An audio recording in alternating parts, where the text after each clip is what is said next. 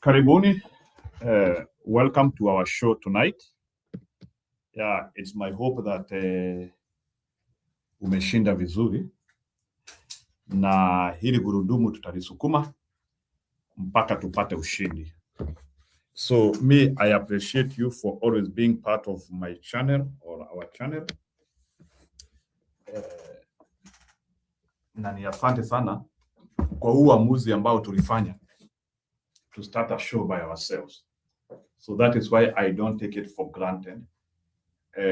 Having a show is very important. Yeah, having a show is very important, especially hii wakati ambayo tunataka kurejesha taifa letu. Yeah, ni kama vile mnajua taifa letu lishatekwa nyara na Ruto na vikaragosi wake. Na sisi kama raia lazima tujipange, na for the first time in the history of Kenya raia wachukue taifa lao. That is why this engagement is very important, and that is why we cannot get tired. For the first time in the history of Kenya, tunataka sauti ya Mkenya isikike, ili wale ambao wanapanganga kutuibia kura zetu, this time round they have nowhere to hide and they have nowhere to do. First of all, I appreciate what is happening in America. Although najua kuna election, I want to talk about what is happening in America so that we can also use it as a learning thing. Hakunanga kitu kama za kusahau, and let's forget, let's move on. That is what has destroyed our nation. Hakuna kitu kama cha let's move on. We will never move on. If there is criminality which happened in 2000, we have to investigate it. If there is criminality which happened in 2015, we have to investigate it. If there is criminality, if there is bad things which happened, whichever time, we have to investigate them. I know people don't support some things which are happening in America too much, but I want to show you something because it is important in building a nation. Anything which is good, wherever it is coming from, I appreciate it. So wacha niwaoneshe kitu. Nataka kuonesha because it is important. It is important.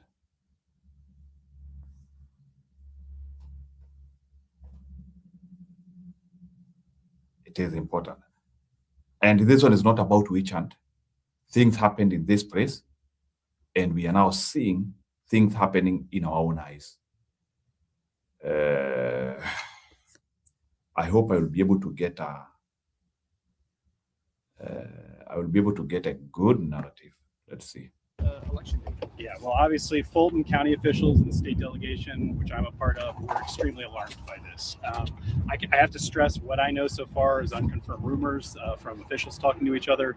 But what we've heard is that yeah, let me look for.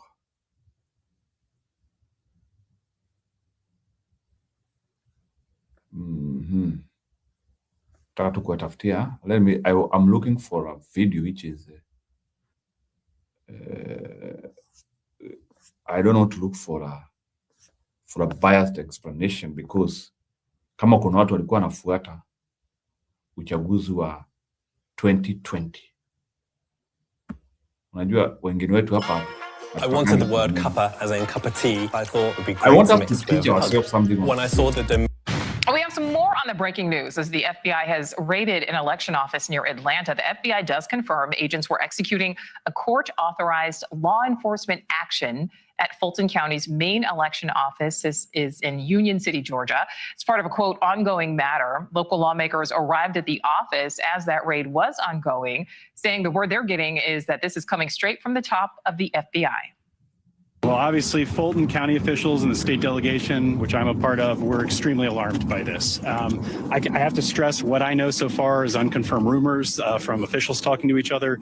But what we've heard is that the main FBI office, not the local FBI office, has been dispatched here to try to collect 2020 ballots. Again, ballots from not the last presidential election, but the one before that. And famously, Donald Trump has made Fulton County the object of his ire throughout the country. It's made Fulton County, national news for all the wrong reasons, because he has pushed these baseless conspiracy theories that the election was somehow, quote, stolen, and that Georgia was the epicenter of this. And of course, well, you will recall President Trump called the vote count in that state into question. The democratically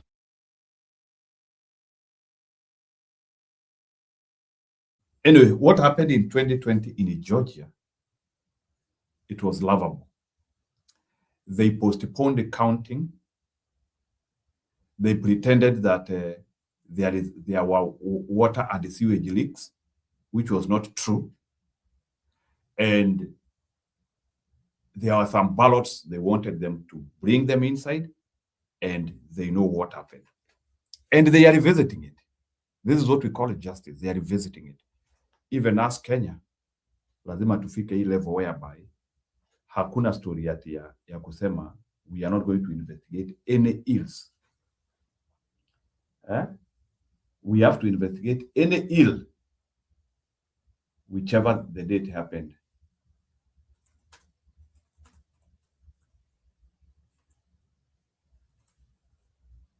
Kidogo tu.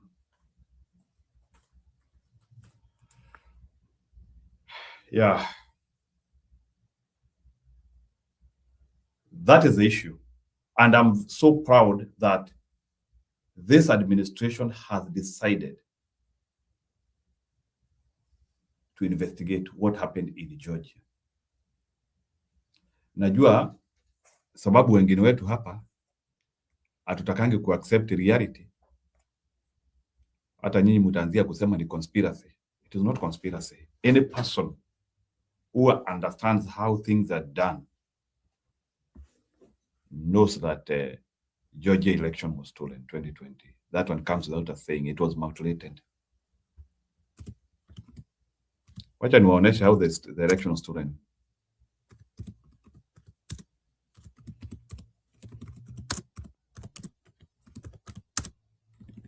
Because hapa ndio walikuwa wanataka Biden apitie.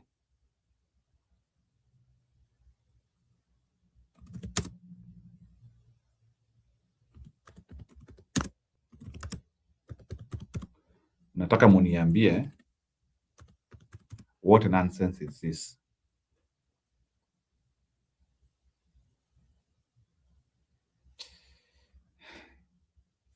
Nataka muniambie, what nonsense is this? Mbona zingehesabiwa nje? What nonsense is this? But we've also got some breaking news right now, so we want to check in with CBS's Mark Strassman. He is in Georgia, where they're having a big problem counting some of the votes. Mark?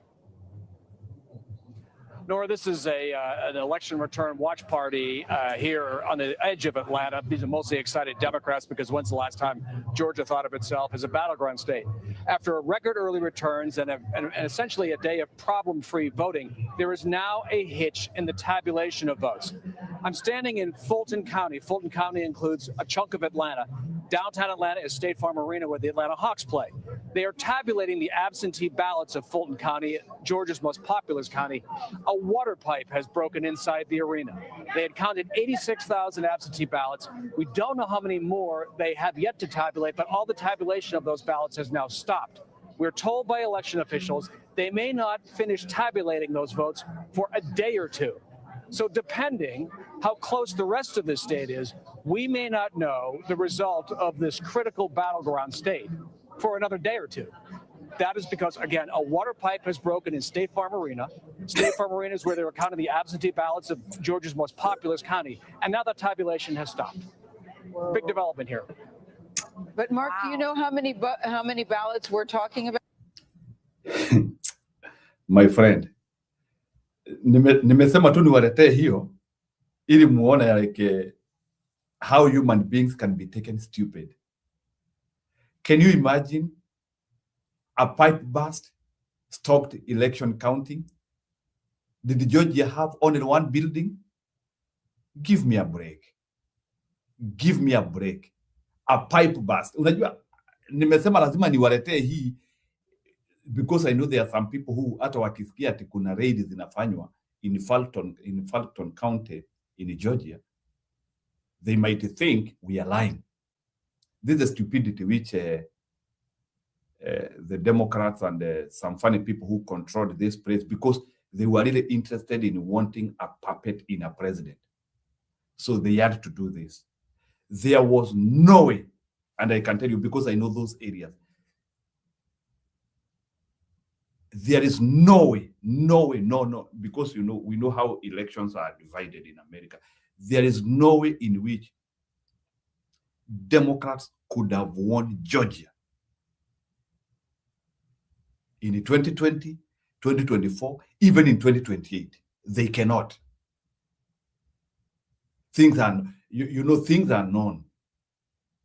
It's like telling me, and Georgia neighbors South Carolina. South Carolina is heavily Republican. So this is what happens. Some of these states, which we want, some of these people want to pretend like they are swing. Also, the neighborhood determines.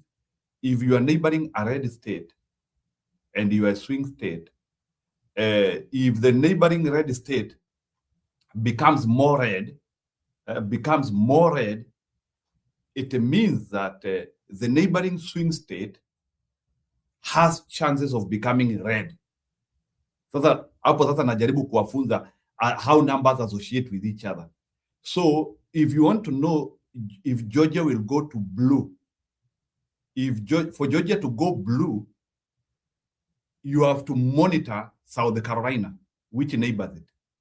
So if South Carolina is, because South Carolina will always be red. Na je, nataka usikilize hii because nataka kukuadvise hapa ili ujue hao watu wanatusomanga ujinga sana, they think we don't understand. So Georgia, let me show you a map, just a map of US. I'm not trying to talk about issues the US hapa. I want to show you how we can use this information to make our lives better even in Kenya. Kidogo. I want to show you why it is impossible. Those are stupid. And the reason why election integrity in America has to be taken to be the truth. And I want Kenya to draw lesson on this. Hakuna story ya kuachilia hii ndio Georgia hapa. So I don't know if my map is clear. Sawa, je, utaniruhusu kidogo. Money. So I don't know if my map is clear. Anyway, that is my map hapo. Georgia is embalmed. Kuna kitu nataka, yani Georgia is in between South Carolina, Alabama, na chini yake kuna Florida. So South Carolina nataka sasa ile na pia juu kuna Tennessee hapo. All those states which are forming a ring to Georgia are red. It is impossible. So for Georgia to become blue, ni kitu na mseme sijui ati watu wanahamia town sana, because you need to know that first of all, the influence of this ring, which is red, means that all the neighboring towns to these states which are outer, it means that those ones will be red. So the only place you will have blue ni huko ndani ya Georgia. So such a state like Georgia, it is impossible for it to be blue. So because Alabama is red, South Carolina is red, Florida is red. Florida is no longer a swing state. Florida ishakuwa red because people have woken up. People are serious now. So how can Georgia become blue? And it is in a ring of red. So that's one of the way to detect that one was a lie. Let me show you another place. Even the reason why even Ohio has now become a Republican state. Nataka kuwaonyesha the reason why Ohio. And it used to be a swing during the reason why Ohio has now become red. It is because of Indiana and West Virginia. So West Virginia is heavily red. Indiana is heavily red. So, and Kentucky chini yake is heavily red. So, and that redness, Trump has been improving it. So that's why it is important having a good person who is heavily supported by his political party, because now even some of the battlegrounds where you think Democrats would take, hawawezi chukua. So that's how Ohio became permanently red. Let me show you how places like Pennsylvania, they started now being endangered. Unaona sasa Penn, again, if you take Ohio, chances of Pennsylvania tilting is also more. So in other words, let me not go to the extent of that because najua mfurahi.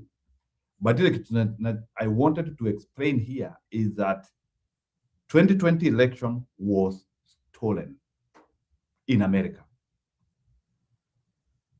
But tu ni mujinga tu tasikia akisema an idiot. They needed the presidency of Joe Biden so much, and they did whatever they did. But thank God, such things will never happen again. Yeah, if Democrats have to win, washinde harari, we have no problem.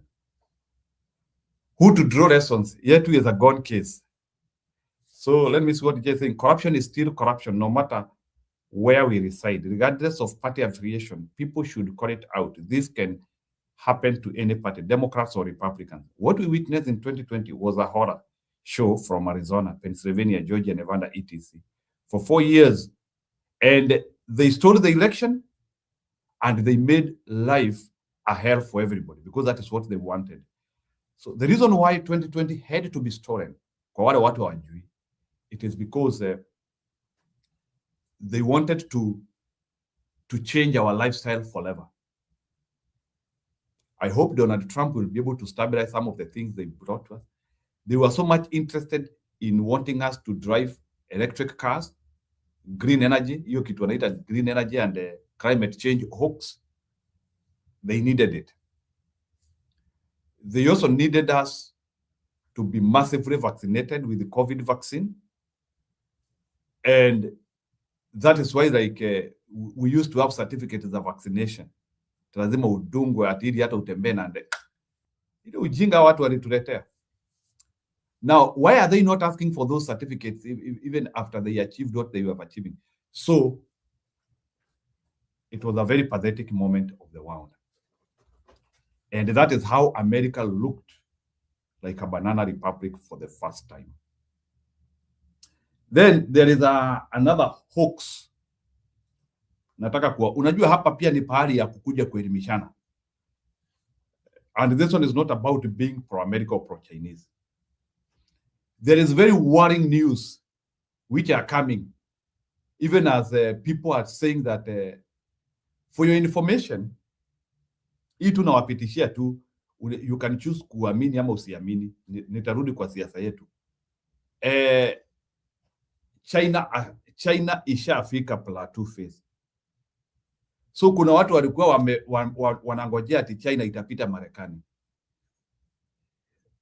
Put it and the people who analyze China iweze pita pale. And na kuna kitu nataka kuelimisha tafadhali Anna and J. You need God to survive, for any civilization to survive. Najua hiyo mtu mtaanzia kuniambia wacha. Now there is a very worrying story of China. There is a very worrying story of China. Hii China mumekuwa mukishambikia. In fact, no one should be following China as a role model. That is a country on free fall. So China has already developed the maximum. And China, in the next 50 to 70 years, their population will be 400 million. It will be like the population of America now. And they cannot be saved. So China, population ya China iko kwa cliff na ina drop and they cannot be saved. And because, and I want to say this well, there is no civil, unajua nikisema hii mutaanzia kuniambia ni sababu it is because I'm a Christian. There is no civilization which can be sustained without reference to a supreme being somewhere.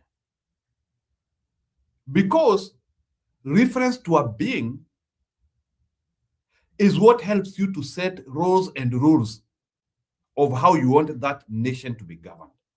So China has developed and has reached where it has reached. But the whole civilization is collapsing. Najua kuna watu wataanzia kuniuliza, China is collapsing? My friend, China has just reached the peak and started. In fact, it is the only nation which will collapse so quickly. So the ideology, the thinking, in fact, even Russia is a little bit better. At least Russia kuna vile iliweza kufika kwa hiyo plateau phase na ikarelax hapo for some time. But China is not sustainable. And there are so many reasons na nitakuja kuelezea hapa kidogo. Nimesema niwaambie, so China in the next 100 years their population will be 300 million. So their population will collapse from 1.4 billion, which they have now, to around 400 million people. And that's how that civilization will collapse. So there is no hope in China. And there are so many things which are happening, which are making that civilization not function. It is something which and they cannot be saved by the, and it is not the fact that I'm either pro-China or pro-America. It's not about that. I'm telling you facts. So the only country which can achieve civilization is India. India might achieve civilization. Even Japan, people thought it could have achieved civilization, but it couldn't because they were too much atheistic. And forget about one-child policy. One-child policy is not enough to destroy a nation. There are other ingredients for, because even if it is one-child policy, the deceleration could still have lasted like for 400 years. But this Chinese civilization is not even lasting 100 years because of, and that's what I'm trying to tell you, atheistic nations. And that is why even Europe is collapsing. How long has it taken? Nataka area kuja hapa. How long has it taken for Europe to collapse? Once Europe became atheistic, it has not even took them 10 years to collapse. Immediately they closed churches, they have just collapsed. Najua kuna hiyo mtu. So, and that's what I'm trying to tell you, even if Africa has to develop, lazima tuachane na hiyo ujinga ya kusema lazima tufunge makanisa. So if Africa cannot develop with its spirituality, Africa afadhali ikae venye iko. They are good where they are. Yes, I'm calling Ellie here to discuss that because it's a very worrying trend, because tunaambiwa ati for you to be civilized, you have to live your religious and your values. It is not true. Japan is collapsing, yet they cannot take immigrants. Japan right now, they are around 140 million people, and their population cannot pass that stage. So the only thing which can save Japan is humanoids, robots. So Japan is thinking of how to bring robots to help them work. They no longer want human resource because they cannot produce human resource any longer. And they want to remain a pure nation. America, on the other side, is a nation for everybody. And they are still having that small trend of population increase from its own native people, which is okay, or earlier immigrants. So hiyo ndio ile shida iko kwa dunia sasa. So nimejaribu tu kuwaonesha ile tu shida iko kwa dunia. Many people had hope with China, but shida ya China ni hiyo. Lack of, and I'm saying it with a lot of strength. China, that lack of a deity has made things not, and I will come here and explain to people here importance of deities in life, importance of a deity for civilization. Unajua tuko hapa tuelimishane. Even the time when Egypt was the mother of civilization, they used to have gods, god of fertility, god of what, god of what. You cannot survive as a civilization without God, however you call him. You need God for a civilization. You actually don't need God in the time of plenty. The reason why God is important for a civilization to function, it is because a deity is a reference in times of tribulation. That is where you retreat when things are not working, and you recharge and go back. In Japan, because of lack of data work, people retreat to suicide. That is why suicide in Japan is so high. Away from that, wacha nirudi sasa kwa stori za Kenya. So mtu asikudanganya ati tuachane na Mungu bana. Kuachana na Mungu bana ni kutafuta kifo. Yeah. So I'm usually very proud nikiona akina Eli, not Eli, nikiona akina Roba na Budi wakikuja hapa Saturday wamevalia zile tai zao. I value that very much. So please, even as we admire people who do not appreciate God, know that kuna pahali wanagonga mwamba. There are so many things you cannot actually. Na leo nitawaambia importance ya Mungu today. Yeah, and I hope God is going to bless me for telling you his importance. Hii lazima niwaambie. Leo nataka kuwaambia umuhimu wa Mungu. Unaona Mungu, the exact reason you need God is just because of who Ruto is. Leo nataka kuambia umuhimu wa Mungu. Let me tell you, if Kenyans today we didn't have God, we couldn't have sustained Ruto up to this time. Whatever Ruto has done in Kenya has enough reasons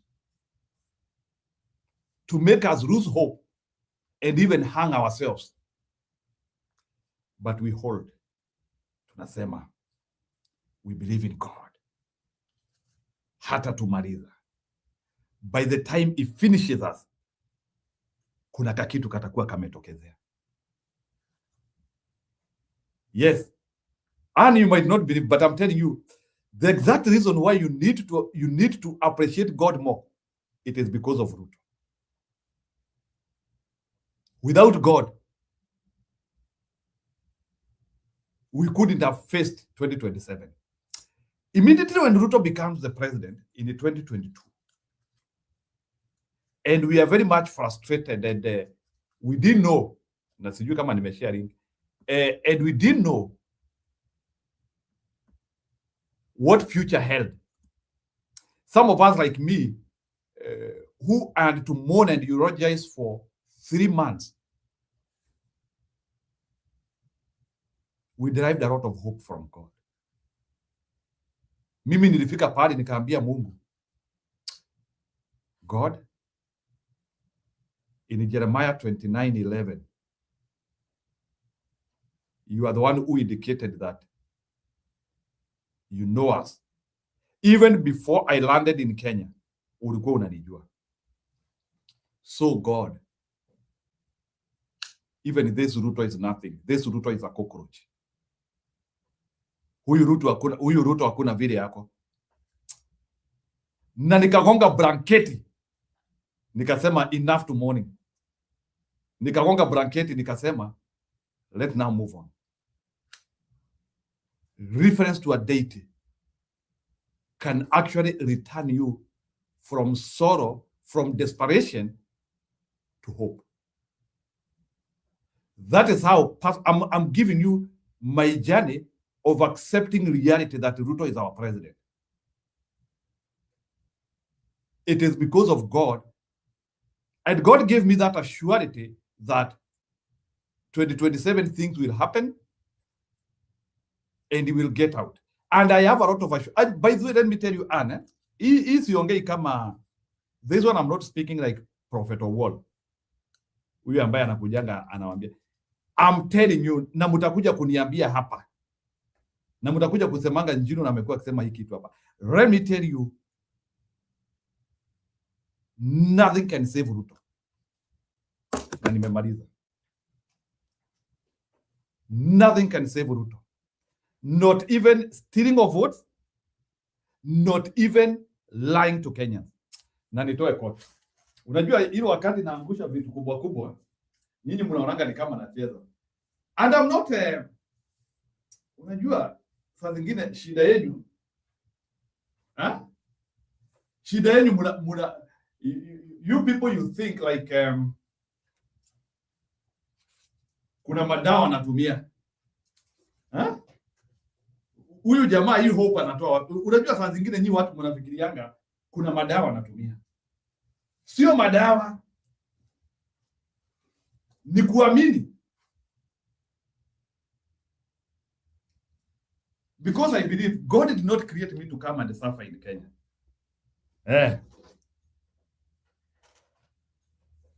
Nimerudi sasa. So, and that's something which, and you people take this, I'm telling you for free. Ruto cannot make it in 2027. Hawezi. And this is not about hope at nawambia. Uyu beste, it is impossible. And I'm waiting for you people to, for the first time in the history of Kenya. Mimi nawambia ukweli, for the first time in the history of Kenya, tunaenda kutoa rais. Iyo mukaya mukijua. Na hakuna kitu nimetumia. I'm very sober by the way. Na sio uchovu. It is not hallucination I'm giving here. For the first time in the history of Kenya, tunaenda kutoa rais. It is happening. Leteni kidore.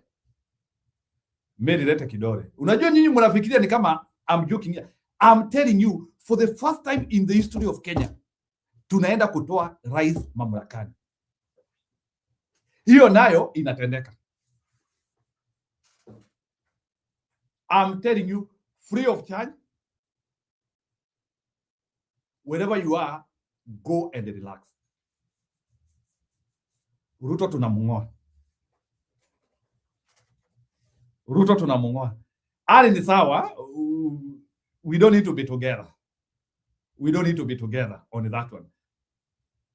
Lakini mimi, guys, and today I want to prove to you, na niwape signs. Mnajua hata pore yangu by the way siku hizi ziwaambiangi. Pore yangu inasoma vizuri sana.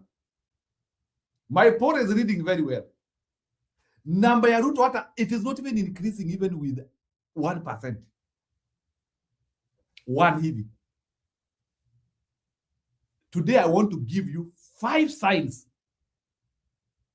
of regime change in Kenya.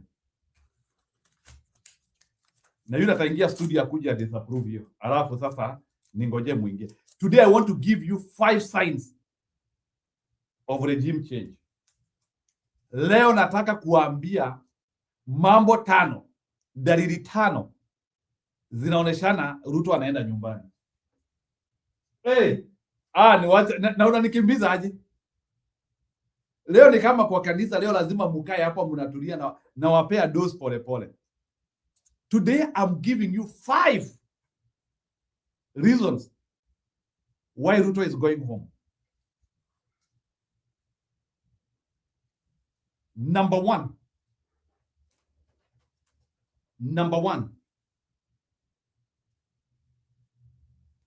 presidency and the defense.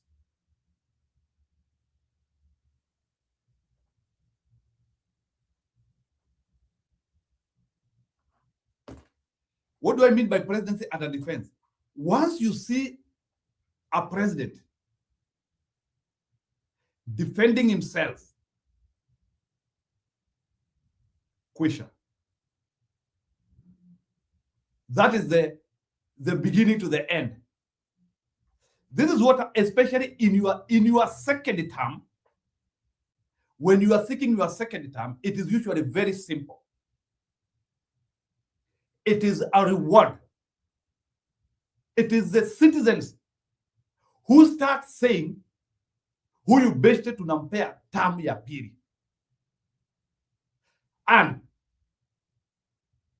tell me how many people are saying we are rewarding Ruto with a second term sababu ya vile amefanya.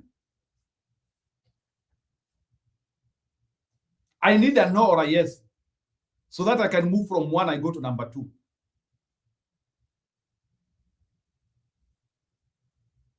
When you are already a sitting president, you don't start with a defense. If you start with a defense, some other things have to work right. And tumekubaliana hapo.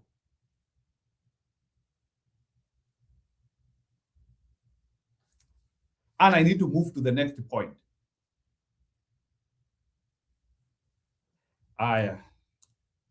You don't want. Sign number 1, presidency and a defense. Nimesema hivyo. Once you start defending yourself as a president,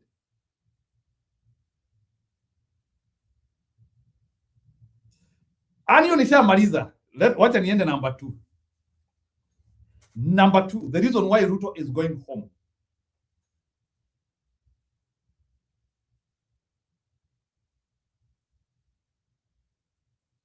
Number 2, it is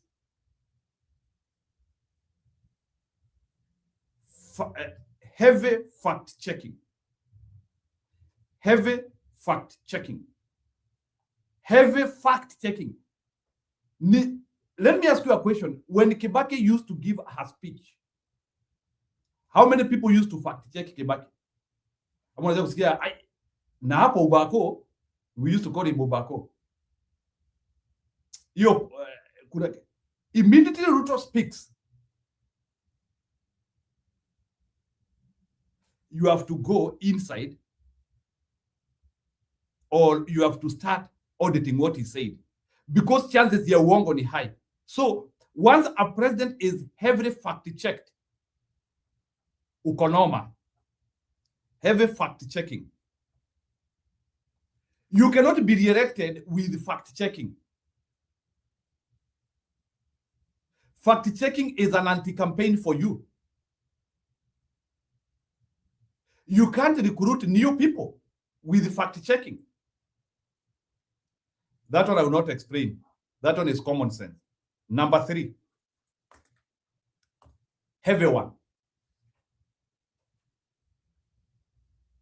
Kuna kitu when presidents speak, every time when a president speak, kuna kitu inaitwa transcript. There is something we call transcript of a speech.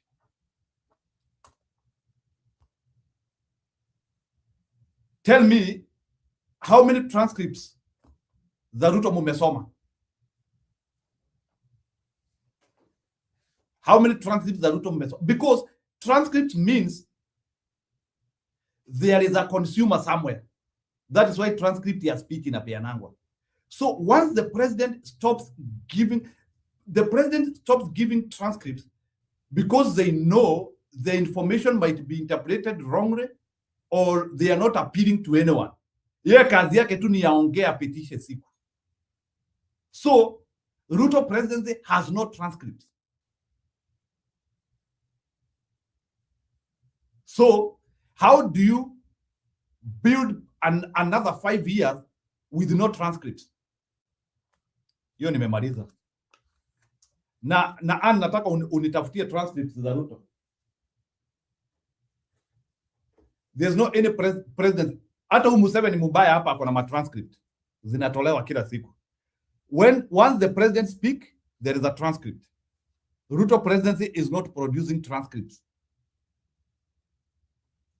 That is a presidency on a rock bottom. Number 4. Heavy one hii. Sasa hii ni noma hii. Na mbona ana uparaphrase hapo? Hilo nimeziandika hapa ili niweze kukumbusha watu. Number 4.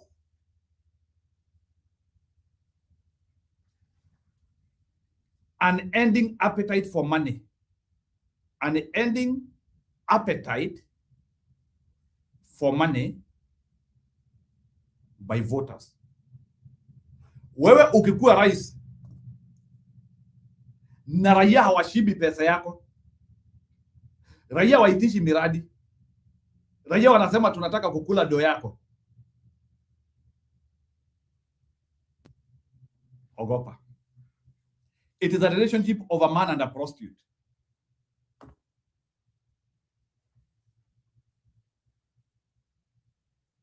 The man knows he is there na jioni yako kwake. So hiyo story ya raia awashibi pesa ya Ruto, he should be worried.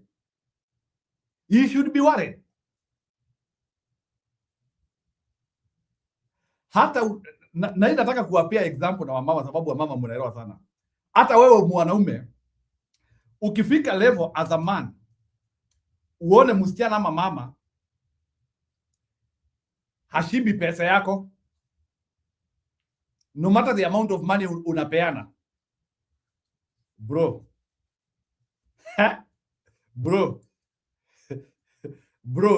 your time is limited. There is a possibility huyo mama asha detect that woman want to, anataka kukungoa, unataka kutolewa from the pole position hapo, na unataka kungolewa, so anataka kukula haraka haraka ili James aingie. Ashapatana na James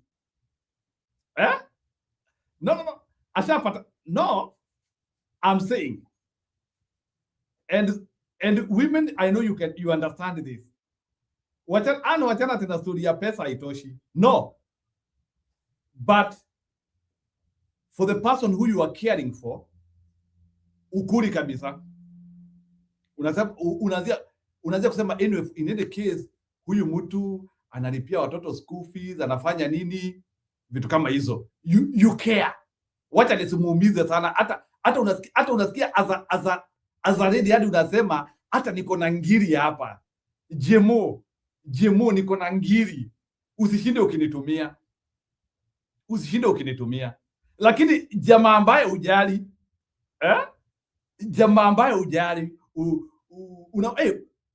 mbona hujatuma pesa leo wewe? Who do you take me for? Ebu tuma do. Mimi sitaki hiyo mchezo yako, nitumie do. Ama unafikiria tutakula nini? Ulikuwa unatoa tuteseke, ulikuwa unatoa tukufie huku kwako, unakimbizwa kama baiskeli ya kuibiwa. An ending appetite for money. Sasa you can imagine Wakenya wanakula do ya Ruto and they don't care other things which he is doing in the government. They don't care. Ni kukula kumumalizia. Ending it. Haya. Waendelea tu. Ruto huna habari. Wakenya washapata a new babe. Kenyans have gotten a new babe, in quotes. Na huyo new babe anaingizwa 2027. So huyu beste sasa ni kumumalizia, sasa kuchukua vizuri sasa. A new babe is coming. A new babe is coming. So lazima huyu ambaye sasa ako kwa shimo saa hii akulwa kabisa. Ili sasa new babe akikuja sasa wewe tu unavaa matambara na huko sasa. Haya, number 5. Ni tuko pamoja. Ama tu na don't listen to my comic statement. Listen to the points I'm giving. I'm just trying to give examples so that I'm trying to relate with the life issues so that you can understand it. Na msianzie kuona kama ni fani nafanya hapa. Ladies understand that what I'm telling you. Ukiona msichana ashibi pesa yako, bro. Ukiona msichana ashibi pesa yako, unaondokea hapa. Number 5, the heaviest. Number 5. Lack of international appeal. Lack of international appeal.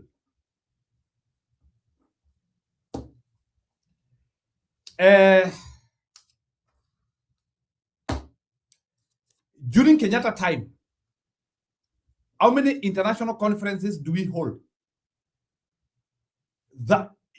Na msiniambie tu Wakenya hatuna watu important kwa dunia. During Kenyatta time,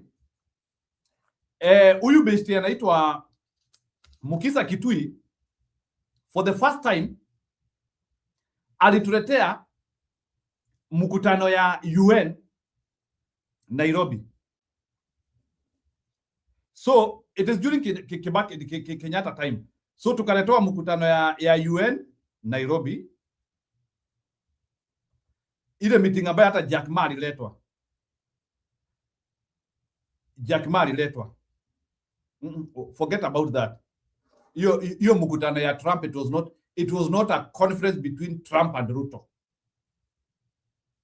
I need a meeting between Ruto and Trump where they are talking issues and they do a press conference. Wachana na hiyo ya Ruto akiwa na wengine. Wachana na conference. I need, like the way he was being embraced by Joe Biden. And ya karibu aongee huko Congress. Sawa. International appeal anakuna. In fact, even our tourism has reduced. Na sio COVID. Na vitu. Even America is saying it is going to raid Kenya. Especially juu hao Wasomali wameiba pesa. So, for the first time, Kenya is not appearing in the books of the world powers.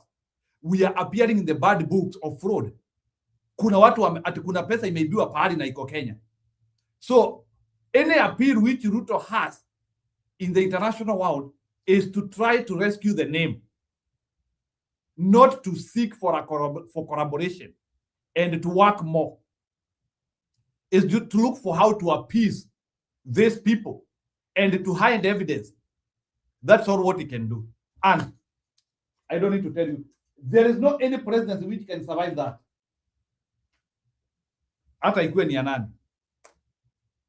There is no any presidency which can survive that. And Mungu atuweke hai on August 2027. Mimi napima suti ya inauguration.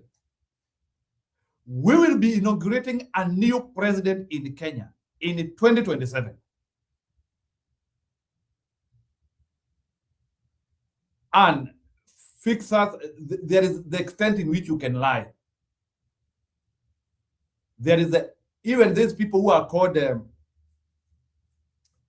are called who? Not negotiators. hawa watu wa kukusaidia kutengeneza jina. Unajua hata unilipe ni advertise Mavi, siwezi enda kuambia watu ni chakula. So there are things which are beyond lobbying and advertising. Mavi will always remain Mavi, even with advertisement. Hata ukiipaka manukato, hata ukispray ili isitoe hiyo harufu ya urea, it will remain Mavi. So Mr. William Samoei Ruto is serving his last days in his presidency. Sijui kama mmenisikia hiyo. Ruto hako siku zake za mwisho. Let me look at a calendar ili tuhesabu siku zile amebakisha. Wacha niwaangalilie Ruto amebakisha siku ngapi. Nataka kuhesabu. So 2027 date of Kenyan election. Nataka tuhesabu na nyinyi. Kenya election 2027. Kenya election date 2027. So Tuesday, August 10. So August 10 ndio siku ya uchaguzi. So August 10 na tutaanzia kuweka countdown hapo 2027. And today is January 29, 2026. So let me tell the computer how many days are there between August 10, 2027 and today. Just ambia copilot hivyo itakupigia hesabu. Siku hizi unajua kuna AI, so AI inahesabu. Yes, how many days are there between August 10, 2027 and today? Copilot inaniambia 558 days. 558 days. I tell Copilot convert it in years and convert in years. Hii ndio uzuri wa AI and convert in years. Najaribu kuonesha how many more days are remaining for you to still feel Ruto's pain. It is 1.53 years.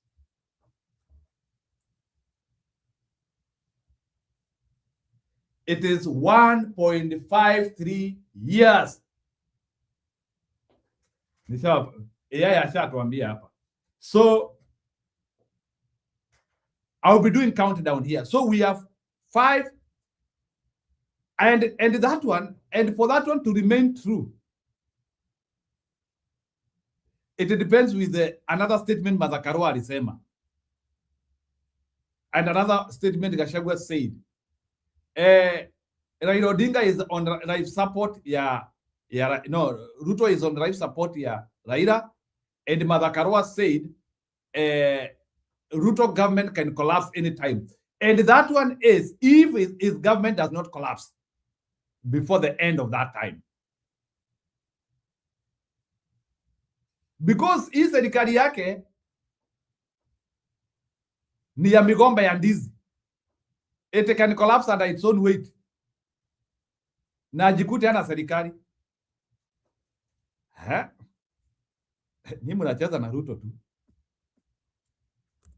Leo sasa nimewapea preface mzuri. Nimewambia the reason why Ruto anaenda nyumbani. And let me tell you.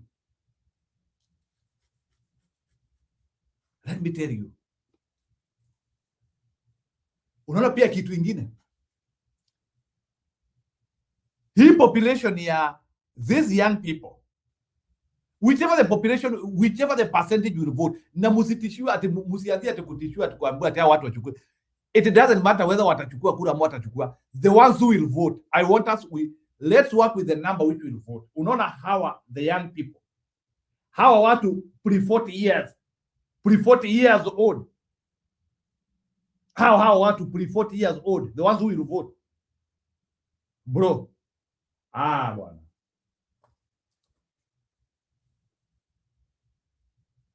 you need a script to convince them. Taranta Stadium is not enough.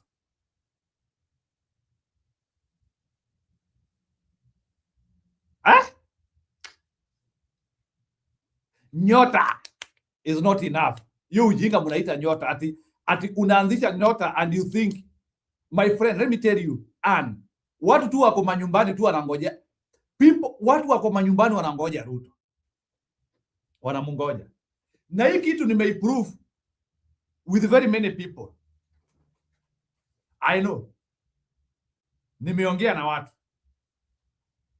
watu wanania, like there is an old person somewhere ananiambia wiki moja inaisha, anaenda na kuna pale anawekanga nini yake, ID yake na kura yake. Ananiambia wiki inaisha, anaenda anaichungulia.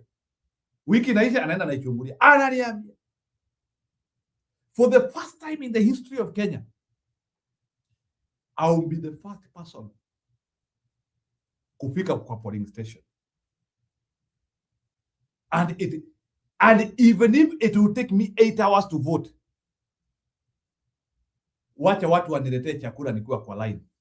And that is what is going to happen. And nataka kuwapea prediction ya 2027. 2027, people will be so much interested in getting Ruto out of power that people will even be cooking for people who are voting. Utakuwa unakuta yani uko kwa kiu na umegongwa soda, bro, kaka ungoje. Umegongwa maji, kaka bro ungoje. Uweze toka hapa. That is the amount of mobilization which will be done. Nawaambia vitu once na ukikuja kuona hizo vitu usikuje you will come and say, you said one time in his hallucination. I'm telling you, for the first time, watu watapikia ugali kwa kiu. Haya, let me tell you, people are determined to get Ruto out of power. That is the emotion in Kenya. I have detected it. And my survey is giving me 87% of Kenyans are ready to get Ruto out. The willingness to get Ruto out of power. The number is at 87%. That is not a number which can save you. Bro, Ruto anaenda nyumbani. The amount of motivation in Kenyans, the enthusiasm level of Kenyans to get Ruto out, it's extreme.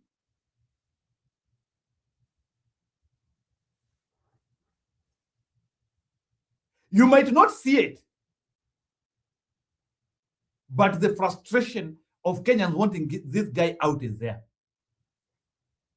Watu ni kungojea wanangojea. Ni vile like in Kenya, we are never confident. I wish our country was like countries like Japan and other countries where you can call a snap election to test your popularity. Unaona kama sasa Japan, Prime Minister wa Japan anajisikia because sasa aliingizwa na parliament, sasa anataka sasa kuprove ako na nguvu. Ameitisha snap election, anaambia watu sasa kujeni mpige kura sasa. Yule anitaki, nimempea opportunity ya kunitoa. Au ni wale watu wanajiamini bwana. Kama Ruto ni munoma, ebu declare election saa hii. And if Ruto is, no, let me tell you, if Ruto was confident he is going to be re-elected, no one does not, you can declare election anytime. Ambieni Ruto aitishe uchaguzi saa hii. Tuchaguane ili tumupee hiyo tamu yake ya miaka 5 haraka haraka. Tumugonge haraka haraka, aendelee haraka haraka.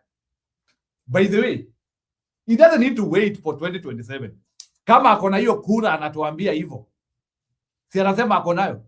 Si aitishe uchaguzi saa hii tumugonge hiyo miaka 5 haraka haraka aendelee. Why wait for 2027? Tuitishe uchaguzi saa hii. Tukugonge hiyo miaka yako 5 haraka haraka uendelee. But Anna, you aware you can call a snap election? Kama unajiamini. Itisha uchaguzi saa hii tukuchague haraka haraka uendelee. Yeah. Ruto, you don't need to worry kutuambia sijui au watu wajipange. Ruto, itisha tu uchaguzi saa hii. Tukuchague sasa ugonge miaka ingine 5 na tukuongeze. Ukitaka. But let me tell you the secret of getting more power. Sababu naona Ruto is interested in wanting to rule Kenya more. Ruto naona Ruto anataka term 3. Nataka kupea Ruto secret ya kupata term 3. If you want to, because other people have gotten. If you want 3 terms, unaitishanga snap election. Just call for a snap election.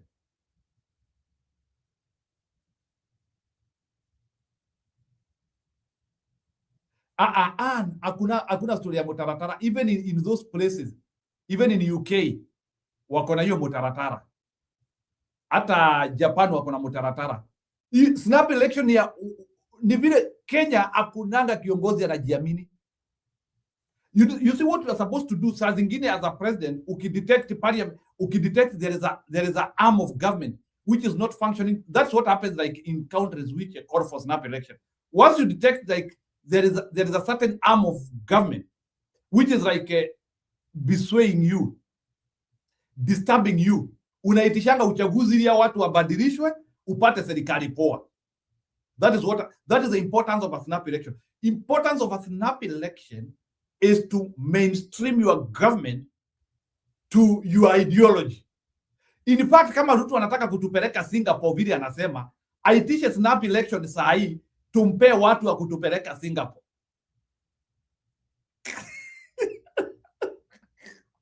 Yeah. Yes. Just go and declare an election. Aende aseme within the next 3 months, Kenyans are going to a national election. Yes. Hapo sasa mimi hapo hata barabara ya kuingia Singapore naingia. Nasema Singapore tunaenda. Singapore tunaenda. Singapore sasa nitaanzia kusema tuende. Yeah. Ruto sasa anzie kusema we cannot wait for 2027 to go to Singapore. Tunataka kwenda Singapore saa hii. And we cannot wait for 2027 to go to Singapore. So let's have an election now. Tujue ni wangapi wanataka kwenda Singapore. Yes. Tuletoa uchaguzi saa hii tujue how many Kenyans want to go to Singapore saa hii. Tuchague ama tuchague viongozi wa kutupeleka Singapore. If that warrants more.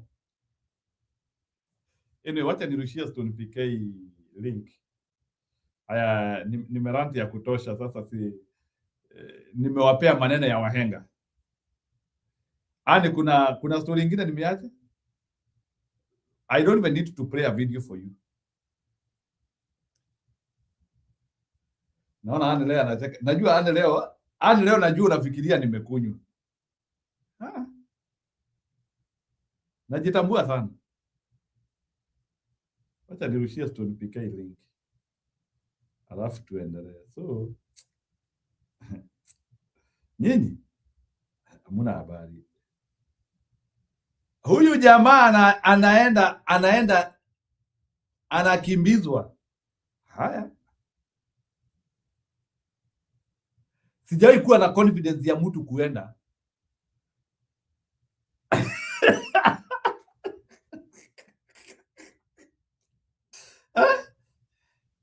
Ni bwana.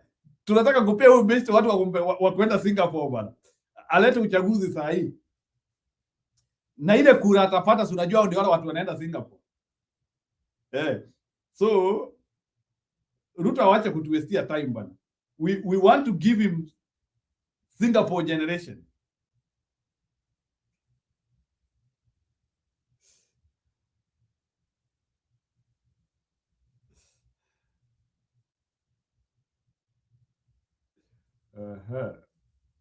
Can I get the link here? Yeah.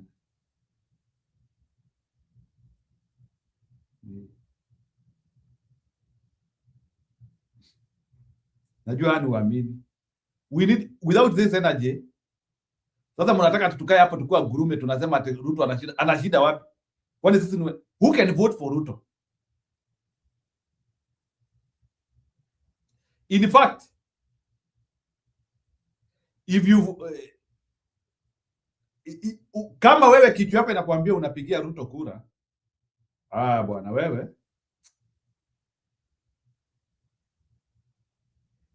you are a sick man. Uko na mental disorder. Kama unapigia Ruto kura, mimi nisikudanganye, uko na mental disorder.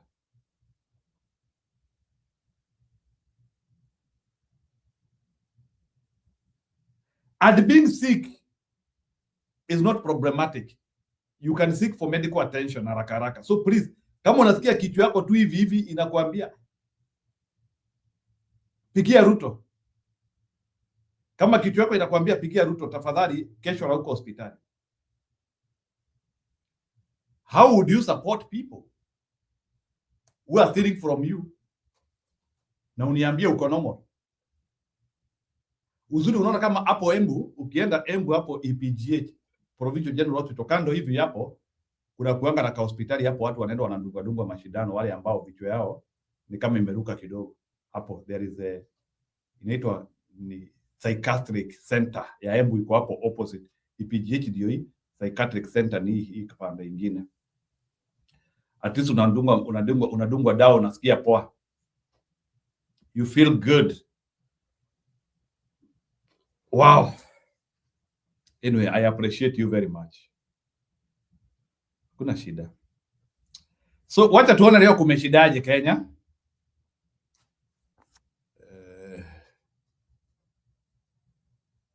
Kilima land demolitions in Njiro. Northern Kenya versus Gachagua.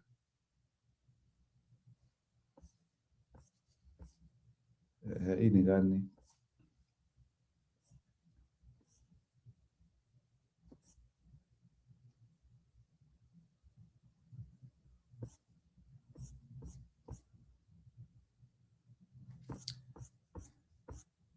Ni kama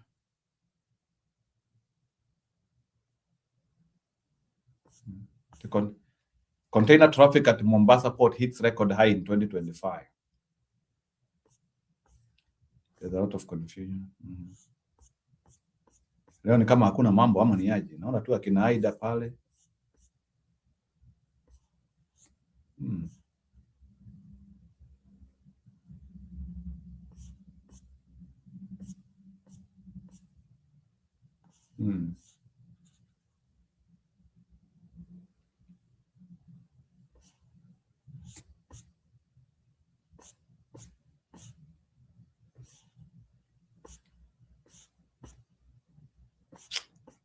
Hakuna news ole wao. Kumbe upinzani venye walikutana jana. Embu governor. Hebu niwaekee huyu mjinga wetu.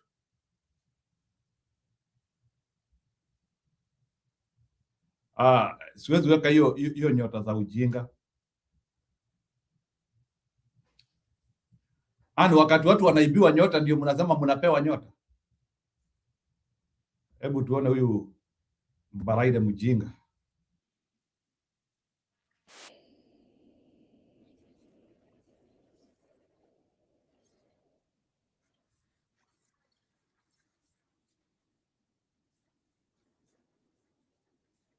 Before a Senate committee on audit queries for financial year 2024-2025.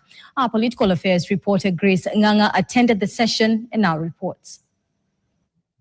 The Embu governor, Cecily Mbarire, came under intense pressure while appearing before a Senate committee na huyo amekaa kando yake anaitwa ni Profesa Kamaria.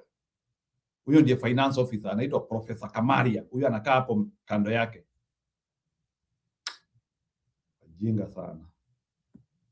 Where she was hard-pressed to explain the use of funds transferred from Kenya's County Aggregation and Industrial Parks KAIPS account. Because you have run out of money for mandazis, let's go and pick from KAIPS.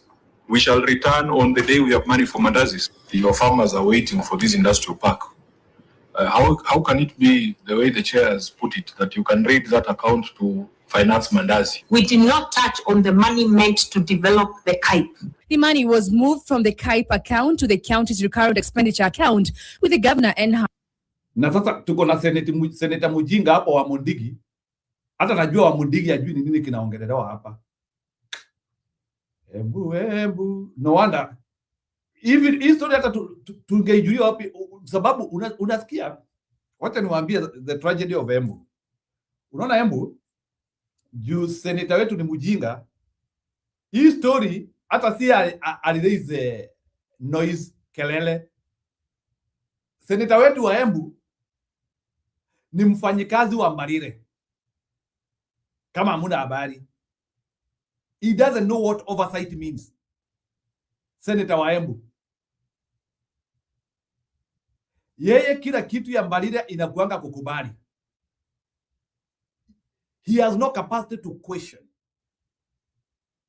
So, Senator wa Embu ni a county employee, in other words. So that is the tragedy we have. Tuendelee sasa. our team, initially unable to explain how it was used. What was the money used for?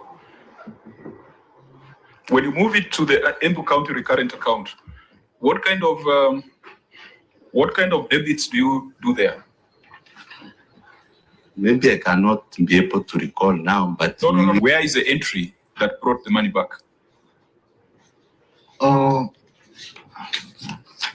KAIPS is a government initiative to boost local manufacturing, value addition and exports by creating agro-industrial hubs in counties. Each selected county roughly receives 105.3 million shillings for infrastructure to support agro-processing, targeting job creation and economic growth. However, after sustained questioning, the governor admitted that the funds were used to finance the launch of the Embu Boda Boda Rider Circle. You're not special. You are under oath and you have an obligation constitutionally to tell the truth. What we were calling a Boda Boda Summit, where we were launching the Boda Boda Circle. And he came and told me, we have no money. There's no money yet. There's a delayed exchequer, and the summit was here. And this money we had undertaken to give to the circles. 2 days ago, we had a similar case where they raided the deposits account to finance a housewarming for the speaker's residence. So, I mean, it's just the same thing, maybe different flavors. The Auditor General has already flagged the transfer as illegal, noting that KAIP funds are ring-fenced for agricultural insurance and related activities and should not be diverted to other uses. First of all, it was illegal because they ought to have gotten that money from the COB. These are those criminals who know they are breaking the law. These ones, remember. It's that it was an illegality, and I want to promise that going forward, that is not going to happen again in Embu County. The admission has intensified scrutiny of the county's financial management, with senators warning of possible consequences over the misuse of program-specific and donor-supported funds. Grace Nganga, KTN. Well, an interesting story there. Wow. Hey. Wow. Stone PK, ulikuwa unafuatilia hiyo ujinga ya baridi hapo? Sana ametoa 48 hours na bodaboda. Kesho kutwa wanaendea their 10 million. Bodaboda wamepeana 48 hours. Kesho kutwa wanaendea their 10 million. Kwa Mbarire. Sana. I think we need to have na nikuulize, huyu seneta wetu Mundigi tuonaga, where was he when all these things were happening? To do what? He was supposed to flag it before anyone else. He is the senator, the oversight. Hello, Giro. Giro unanichanganya bwana. Ati huo support to oversight.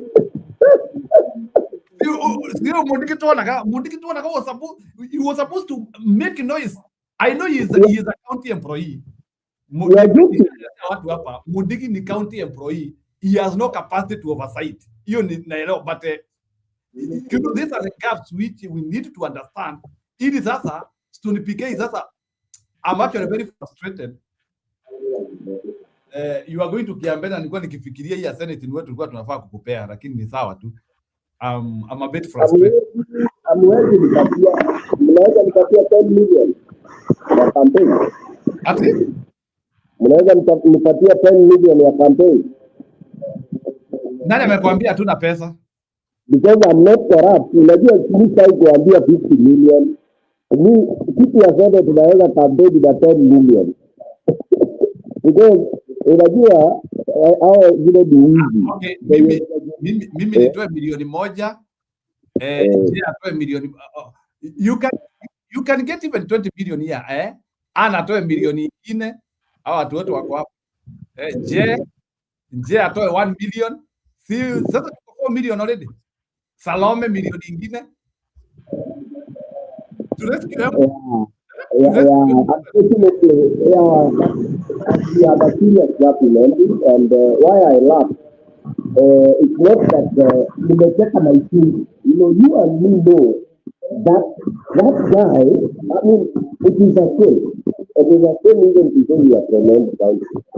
Because mtu akapiulizaje, what happened? Because, when you make one mistake, you can be forgiven. But hata tukiambia watu tumesoma ama tuna leadership ama ikokweli leader, unaweza convince mtu kweli, because akifanya peace camp anaangalia kwanza kamera wako, au anakimbia pale anaangalia yes wako huyo anaitwa Ruto, anasikia vile anaongea au graduate alafu narudi anarudi anasikia hivi vingalie ile seasoned politician how do you experience na by the way how to ni Mungu anamulika watu wanalia, people are crying, people ukiingia hospitali waende unaenda kufa. In fact they told me once a patient ameingia pale wanaanza kuandika pesa anaji. Can you imagine that is yoga? Can you imagine? Jana juzi kulikuwa na mgomo ya hawa watu wa masoko wakisema there are so many clips kwa mtandao by the way ambazo zinasambaa about envy, and no wonder all that has, and there was full denial from governor's office. Sasa angalia what has happened in parliament. Mpaka and I'm so happy that hakuna mtu atasema mtu anaonewa vizuri. Hata hakuna mtu atasema huyu ni gender, ati watu wanasema kwa sababu ni mwanamke. Okay? Alafu hapa hakuna mtu ataanza akienda akiongea akisema mwendiki tuona. Yaani hizo ujinga kama zile za mlima watu unasikia wa mapangi, wa manyanya, wa manini, ati single mother, yaani it is the high time people went to teach voters on quality leadership. And this is the year of revelation, unfortunately, some of us would want to be in the more critical positions, but again, the formula and the way to get there is different, That's why, like some of us want to choose from where you can really do direct impact of citizens, because they are the ones that are really suffering. Because when you see watoto wa nursery wanasomea kwa class ya mchanga and all that, and then here CDF, county na pesa and all that, personally my focus is where you have a direct impact. Because for example, if you have proper and great and courageous MCA, Because hiyo pesa itumiki bila MCA kujua zero. Wacha mambo ya Senate. Senate anakujanga the history kuja when it has already been done. But MCA captures, MCA can stop that cost. County Assembly can stop any pieces of that kind of whatever. All right? And actually the county assembly should be the people's guardian. Hiyo machokami zote hiyo pesa yote hakuna ile sita unless MPs nao ni majiadala ama wanakuwa bribe then they share the risk. But if you have integrity, people of integrity at MPA level, the counties will run like proper.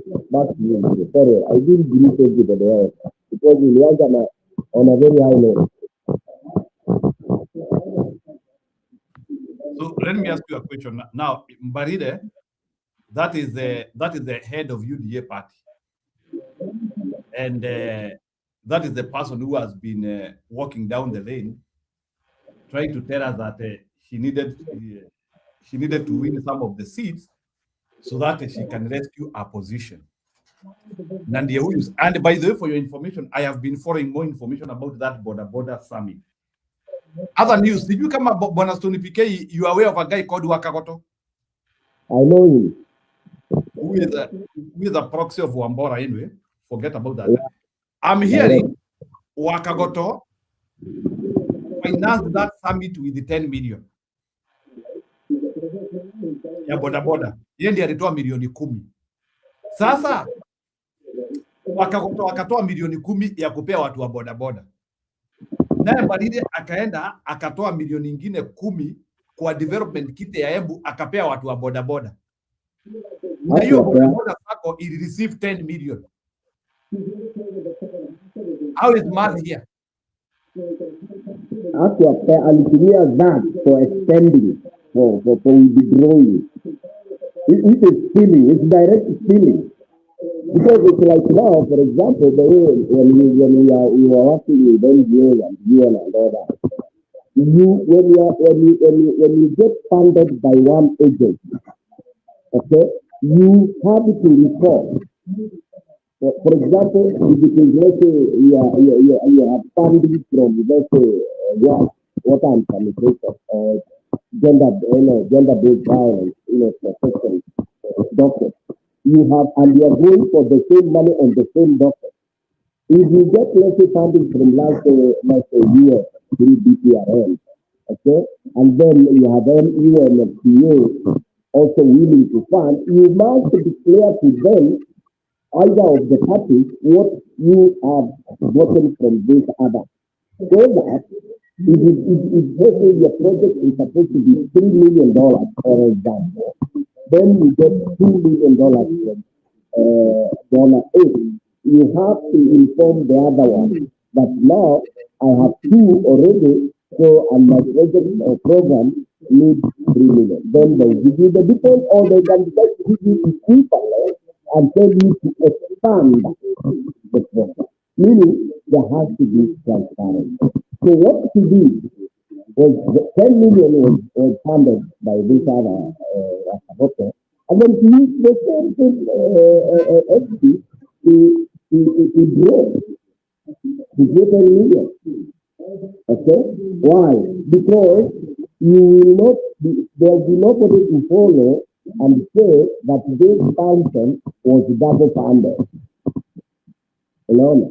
Sasa hii ni mambo ya Mungu tu, imekuja hapa ikatokea, you wonder why up to now.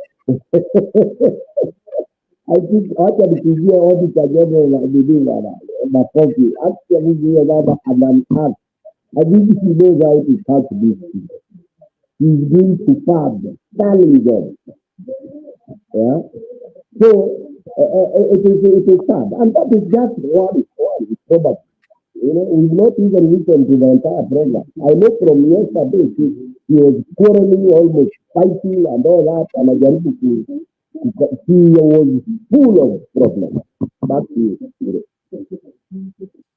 Yeah, meanwhile, check your audio. Kuna vile tunapata ni kama umewekwa kwa account systems where people can enjoy your information. So anyway, those who are from Baraire, mjinga sana. Aya, wacha niwekee mjinga mwingine.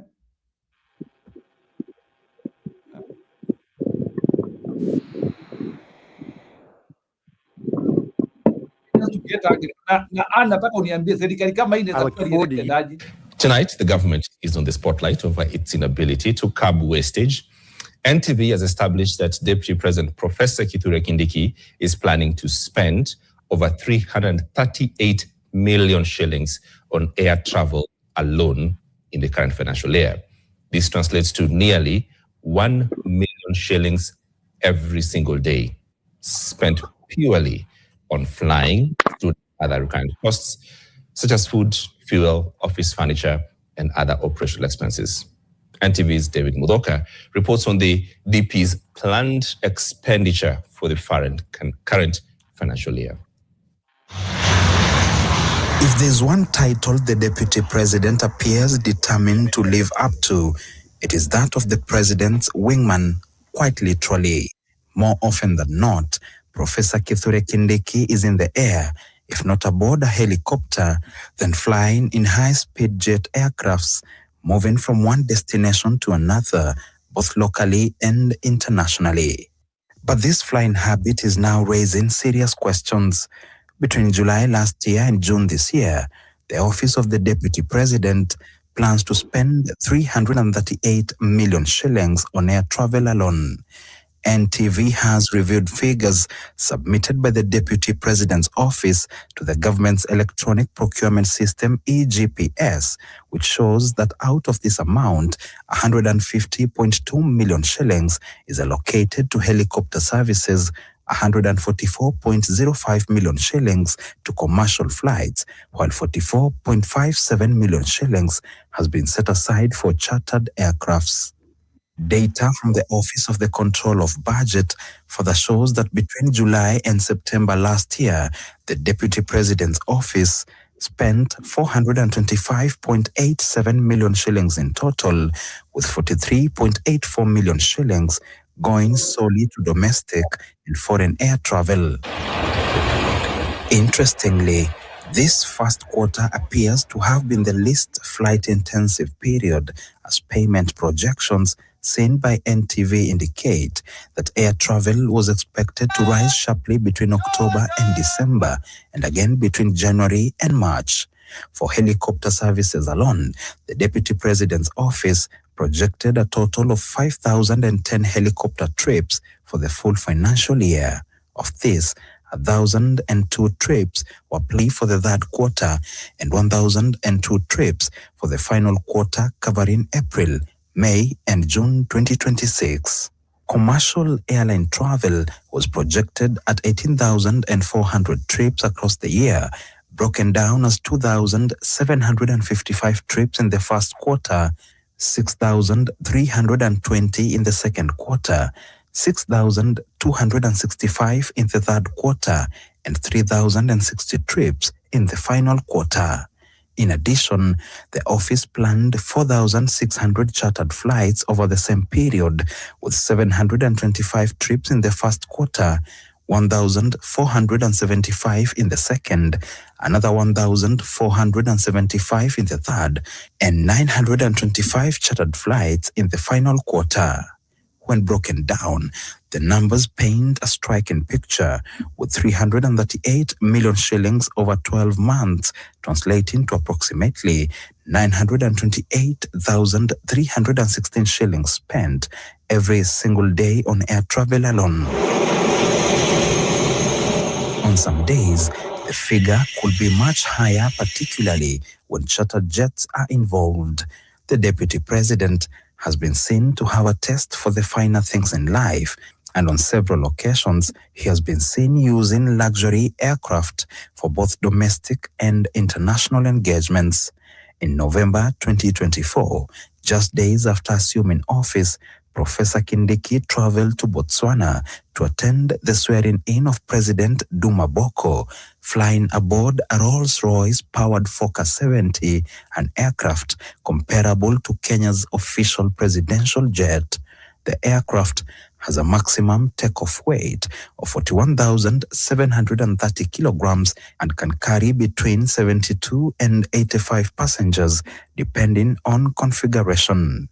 These spending patterns are now fueling broader questions about government priorities at a time when many Kenyans are struggling with high food prices and shrinking household incomes.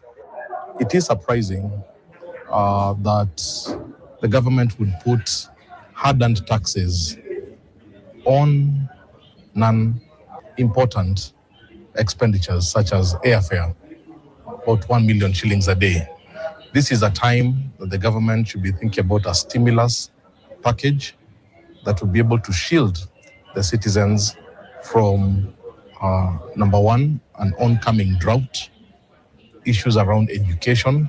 They also raised doubts about whether the government is genuinely adhering to President William Ruto's directive on austerity and reduced public spending issued in the aftermath of the 2024 Gen Z uprising.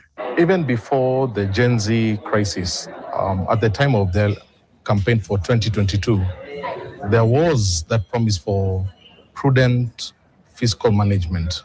In fact, at the time, the popular phrase was, when you're in a hole, you stop digging.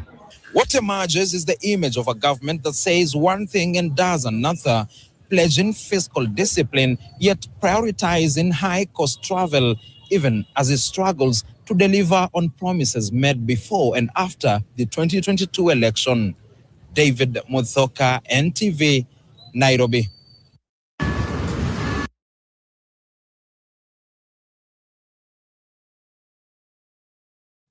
Na hao ni watu wanatafuta second term. And the Kenyans are listening to them. An idiot is using 1 million per day. 1 million per day on flight. I cannot comment. Na nasema hawa watu wanaweza rudi hawa watu wanaweza rudi. Kindiki is serving his last term. It is impossible. Hata kama Wakenya wanajichukia aje bwana. It is impossible. Wewe toka usikie why is Kindiki behaving as if he is the first deputy president? Hata akina Saitoti mmewahi wasikia wakiwa na hizo viti. Umewahi ona akina Saitoti na budgets kama hiyo? Mudia Wori was a deputy president, was a vice president in Kenya na akina Karonzo. Umewahi sikia story kama hizo?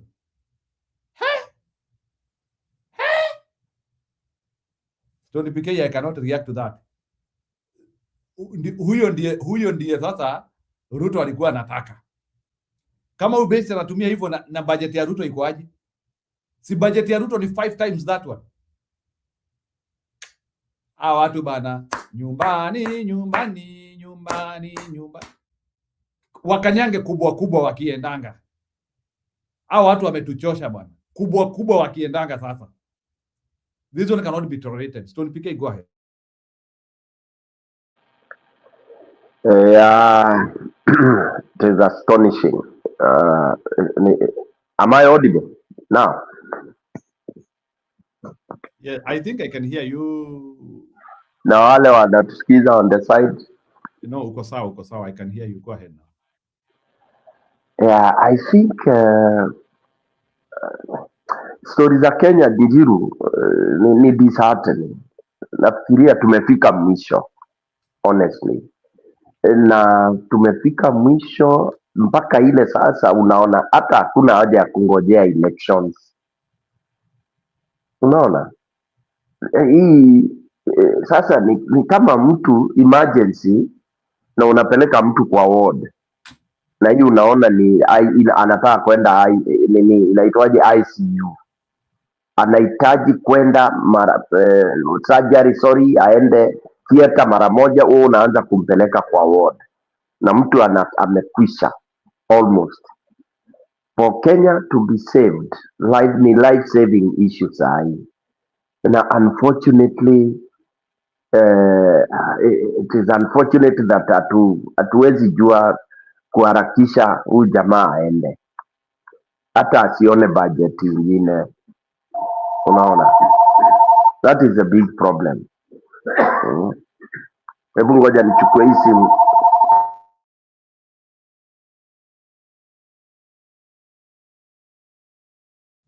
Aya, sawa. It is disheartening. Vitu zingine tu hata unasikiliza ati na hao watu ndio wako kwa uongozi.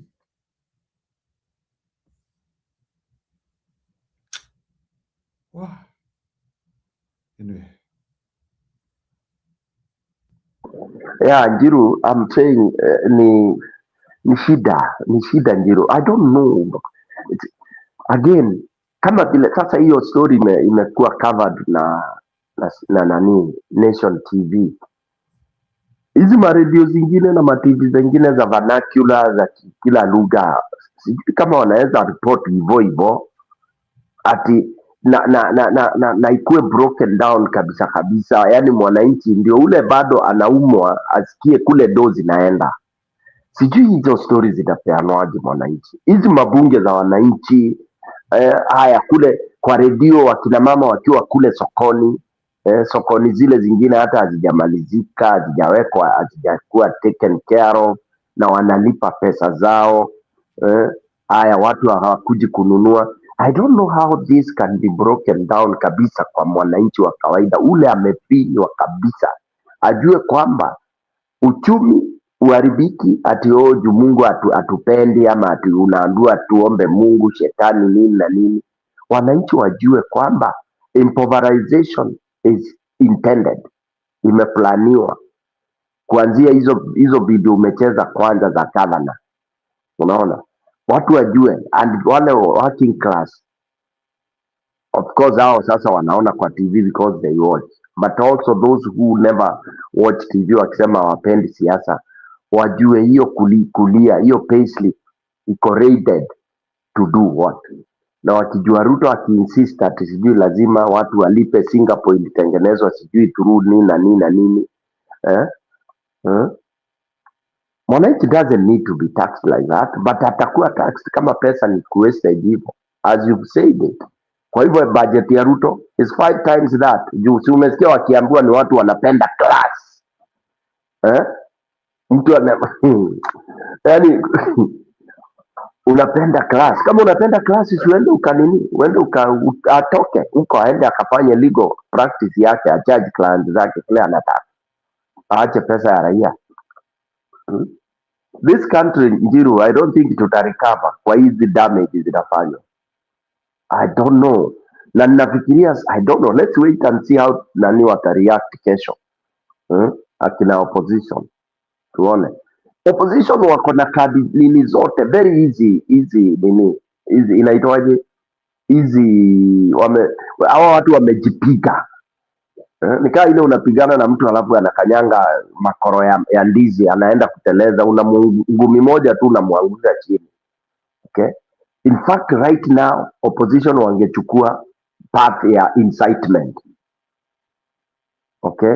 Mwananchi sasa akasirike. Incitement in terms of mwananchi akasirike, ajam, kama vile Jenzu walikuwa wamejam. And I hope kuna watu wamekasirika mahali. I hope hii silence iko Njiru. Unaona kuna some silence which is it's full of airy. I mean, it's a silence that is scary. Silent ni kama ile unaona maji mahali inanyamaza mpaka unaanza kushindwa. Is it that is too deep or what is going on there? Hii silence iko Kenya na watu kuonekana wamenyamaza tu. Nini? What is it? And you can see what governors wanafanya, na si governor mmoja. Yaani kila mahali ni wizi Njiru, every corner ni wizi. Hata watu wakiongea juu ya kwenda broad based hawataki kuongea kwenda juu broad based juu ya kitu kingine, kwenda kuiba, kuloot na kucover what they have looted. So do you think that is only a normal election that can be able to clean this country? Ndio ita cleanse? Do you think that is the way? Surely? You think somebody will facilitate an election that will make him hand over power peacefully? Hiyo inawezekana? I'm posing that question to even those who are on the comment section. This evil that we are seeing, hii ushetani iko sahi, the rot surely. Na ulisikia nini? Ulisikia presentation ya Doane jana juzi Wednesday jana. Ulisikia vile alikuwa anaongea na confidence akasema Kenya iko mahali best. Kila kitu inaendelea, aliweka ni yani it means that the majority of us we are mad. Sisi ni wenda azimu. Wale na Ruto na wale wengine ndio wako nomo. Njiru na wengine nyinyi sisi ni wenda azimu. I mean, I listened to the video JKL full and I felt like crying. Yeah. And then Njiru, I don't know. Sijui mtu akikasirika sana huwa anatakikana kufanya nini? There is a tribe in Tanzania, wakikasirika zaidi mtu anajipikishanga chini anajiua.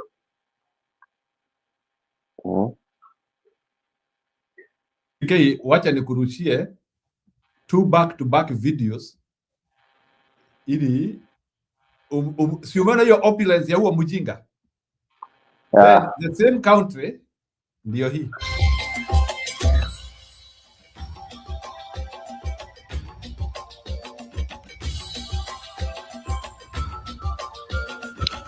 Na mtazamaji, hujambo na karibu. Jina langu ni Sam Amani, mwenzangu kwa lugha ishara ni Philip Omondi.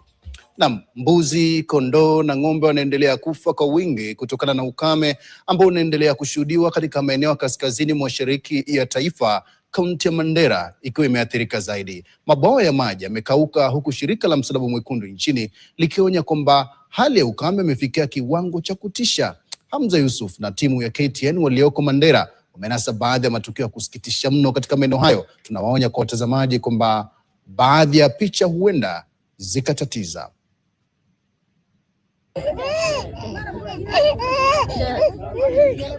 Halima Abdi, mama wa watoto wawili, anahangaika kumtuliza mwanawe wa miezi mitano katika kijiji cha Dimu, kaunti ya Mandera. Ukame mkali umemlazimisha kusubiri maji kwa siku mzima. Bila elimu rasmi ni vigumu kujieleza changamoto anazopitia.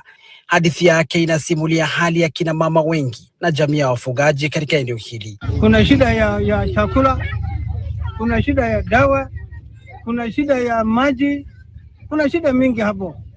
Watu karibu ako mambo yao hapana iko sawa. Baada ya kusubiri kwa muda mrefu, leo baadhi ya wakazi walifanikiwa kupata maji lililotolewa na mhisani. Huu muda mpaka tupate mvua, Mungu atujalie na mvua, tunaomba hii usaidizi isikatike. Hasa senta kama hii, unaona watoto popote kwenye wako. Hii ni mara ya tatu tunaendelea kuwawekea. Takriban watu 1327 pamoja na mamilioni ya mifugo wameathirika. Shirika la Msalaba Mwekundu limetaja hali ya Mandera kama janga la kibinadamu. The confluence between geography, that geographical area, the way just the landscape is, the ecological zone, the lack of rain, the continuous lack of investment in infrastructure in those areas. That is the combination that creates the problem that we're all pointing out. Why is it that we are not capturing water when it is raining so that we're able to use it in the dry period? Mifugo michache iliyosalia inalazimika kupelekwa sokoni Mandera na kuuzwa kwa bei ya chini mno. Bei ya mbuzi ngapi? Hii mbuzi unaweza ni 500. 600. 700. Unauza 500, 600, 700. Bei ya mbuzi hata tumekosa sana. Umesema? Tumekosa hata 500, 400, 600 tumekosekana. Naona mbuzi iko. Hakuna mtu ananunua. Hali dhaifu ya mbuzi inaonyesha kuwa kiangazi cha msimu huu ni kikali na si cha kubezwa. Ngamia nao wanauzwa kwa nusu ya bei yao ili kupunguza mzigo kwa familia. 70, 60 haijapungua. Zamani 120, 130. Katika eneo la Shimbir Fatuma, bwawa la maji lililokuwa tegemeo la kipekee limekauka kabisa, huku wakazi wakikosa pahala pengine pa kukimbilia. Maji kusha, maji imeisha. So ikiwezekana tutarudi raundi ya pili tafadhali.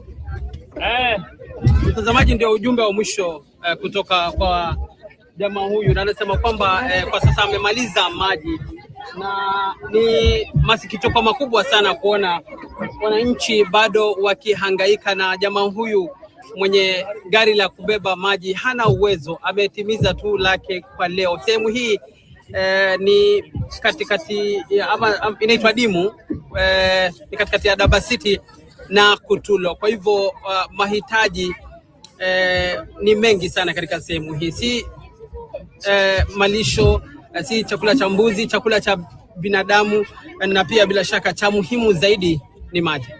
Hamza Yusuf, KTN, Kutulo. Na taarifa kusikitisha hiyo kutoka eneo la kaskazini mwa Kenyans, can you react to that? Tumemaliza story ya Kindiki kutumia ndege 1 million per day. Now ni watu wa Northeastern. The same Northeastern Gachagua talked about. Na by the way, hii njaa iko sisemi anyway sisemi ati watu wako na chakula Kenya mzima.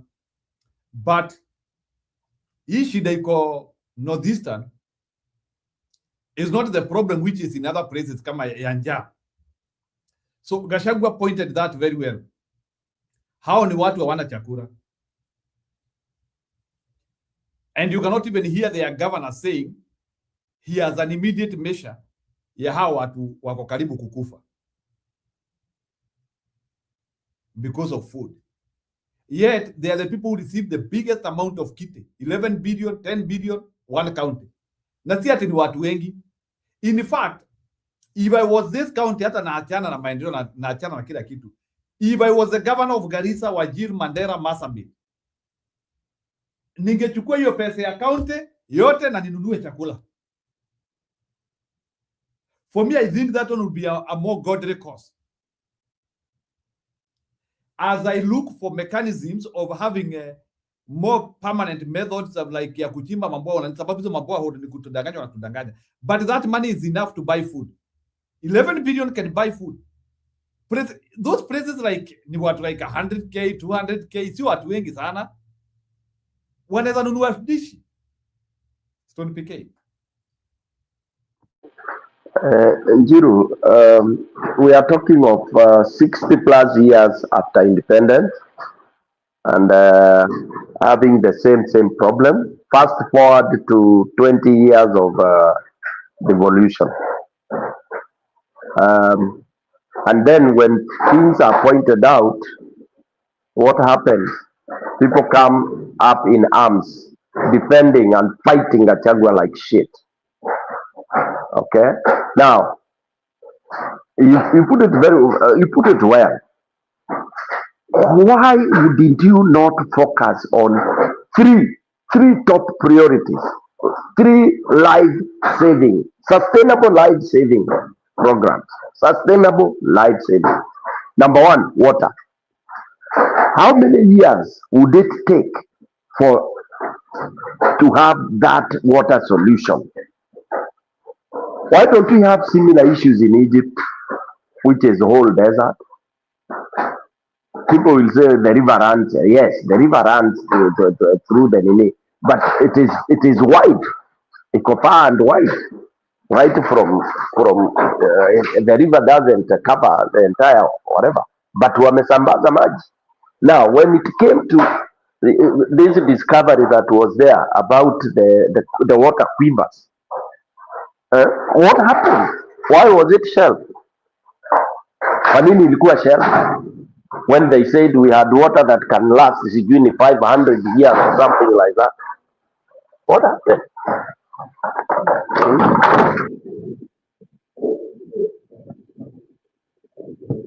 What happened? Is it that then somebody was saying, oh, you know, that the governor is coming like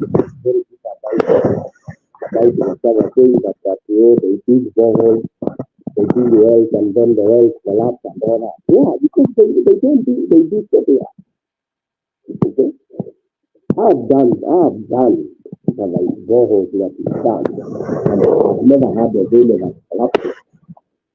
Because you have to do it well. You should know the texture of where you are thinking this borehole, and you do it correctly. Why should you come and say they collapse if you line the map properly? Okay? If it is solution in the borehole, then you do that. Hiyo maji walisema ina last, inaweza serve the entire country. Mimi nilizuia ikimbwe. Because once you provide maji, period, maji will sort out. Watu wataanza kulima, nilisikia nani akijisisi hata na maneno ya gulali sijui nini akila wanafanya. How do you say this and yet people are dying? How do you feel when you see tanka hapa akisema maji imekisha inaenda, watu wanalia hapo because kingine hawakupata maji? Sincerely speaking, hata ukiwa wewe ndio Ruto na hiyo ndio unaambia hiyo ndio nchi yako, wewe ndio president, surely hata kama iko God, huyu Mungu kweli atasamea watu kama sincerely speaking? Ati sasa hao watu wanaangalia hao watoto, they are staring at death like this. No. Alafu unasema hii ya kawaida. You are talking ni kawaida when you have over 1 million people present wanasikia death hivi. Hata there should be a declaration of emergency right away. Hiyo bunge inatakana ipostpone kila kitu inafanya. I mean, I don't know. For me, I think I have no one. Sina maneno ya nini. And I'm not blaming Ruto alone. I'm blaming all the successive governments of 1962. Okay, I know Kenyatta had a meeting with the historic injustice.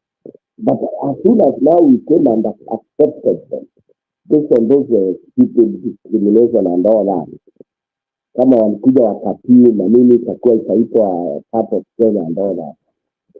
And especially when we got the devolution in place. Yeah? Why would we not have solved that kind of a problem? Sasa in the next 1 or 2 weeks tutakuwa tukiripotia vifo za ajabu na watakuwa wanafika. For some of those animals ndio zitaanza kufa kwanza, then what? It is terrible. Fast news. Okay, first on PK, I think that one is in order.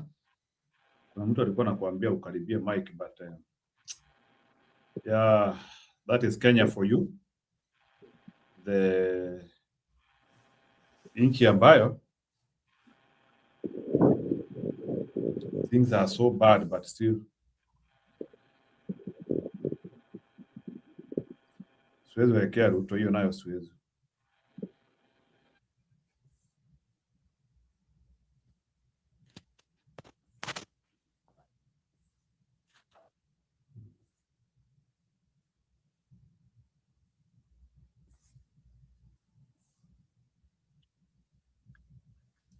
So hiyo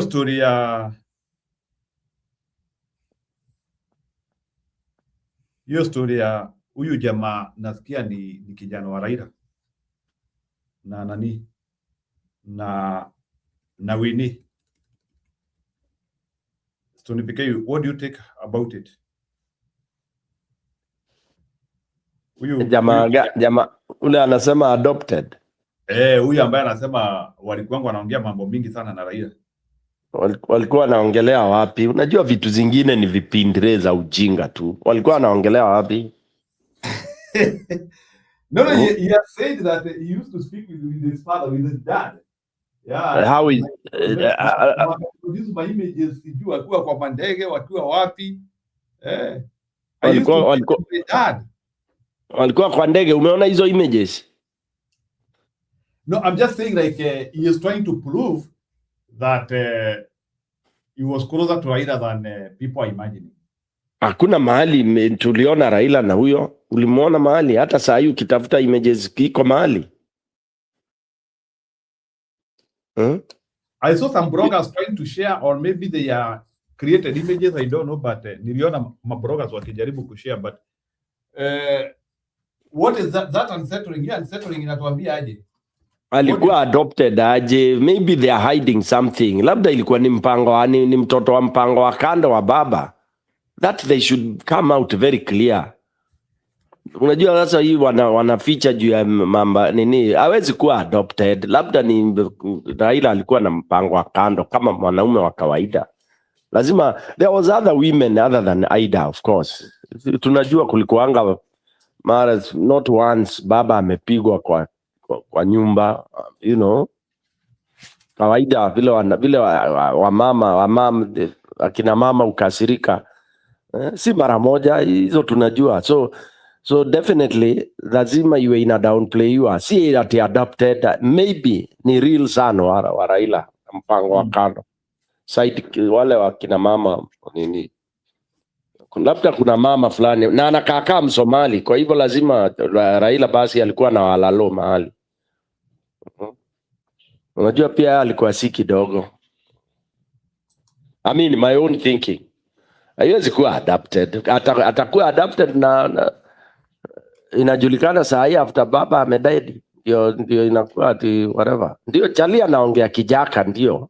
Lakini unajua hata Junet anaongeanga kijaka. Alafu tena unaona there is a possibility closeness ya Raila na Junet. Lazima kuna mambo tu. Haiwezi kuwa let me say this.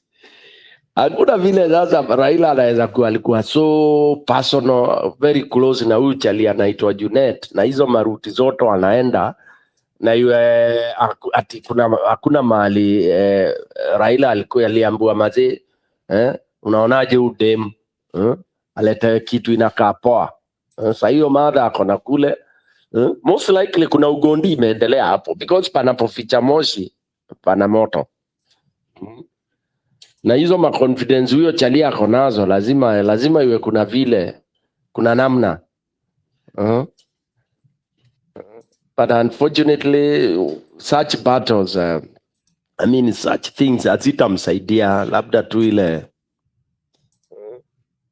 zitamsaidia hata wezana na hao. Lazima unless iwe ni more than just that, iwe ni hivyo nasema, iwe ni kuna mama mpango wa kando mahali na ndio huyo kijana alipatikana hivyo. Otherwise just saying adopted, so what? If you are adopted, then there must be documentation, then you are rightful son of Raila. Yeah, equal kina Fidel na wale wengine, which cannot be disputed. Maybe he did that, but it would be unfortunate if he never formalized it. And this should be a lesson to people. When you want to adopt, I'm sure mostly you discuss with your wife that umeona mtoto, maybe umemuona, maybe ni kijana umesaidia alikuwa kutoka family maskini or something like that, because I know baba had that heart.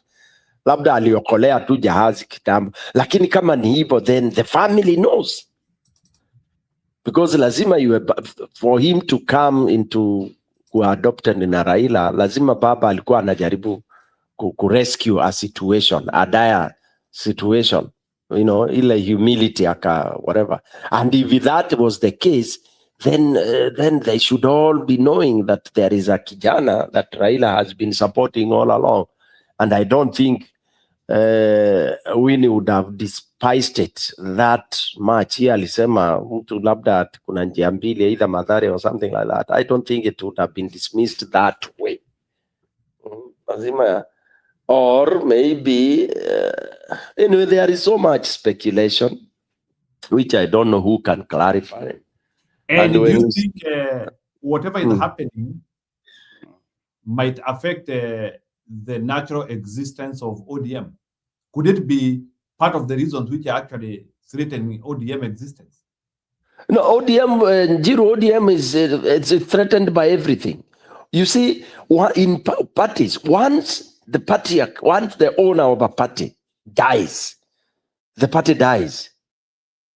It is straightforward. ODM is dead. It's going to die. It will go with Raila. Right now, ODM is fragmented. As much as people are saying, oh, iko pamoja, ODM is on its deathbed. It is equal, I think, in almost five pieces. Yeah, that one is no doubt. Hakuna. By the way, it's so split. If I can quickly tell you how split. If you look at what now this piece that is pretending to be vocal here, Kinawanga and all that, that is a Luo thing. Sasa imekuwa ni ndio ni hata kwa board meetings wanaongea na Kijaka. Then you have these other guys akina wanaitwa nani wale huko akina Joho huko coast nini they are not they won't hang on there, all right, because already wameissue ultimatum, wamesema without Joho being XYZ then they will just go from their own. Then you have these other ones wanaitwa nani akina Sifuna na akina Ongiri. Okay, so akina Sifuna hawana nini, they will have no choice, but eventually watatoka tu, unless watoke na party moja maybe waende wakaone Kalonzo ile certificate wapewe ndio wajiite ODM Kenya, alafu hiyo ingine ibaki to ODM orange or something. I don't know what it will be. Yeah, but definitely I don't see them holding, because the big bone of contention is the broad-based. The fact that wale wachache wanajidai ati wanaenda broad-based ndio maendeleo nini, na kumbe ni selfishness.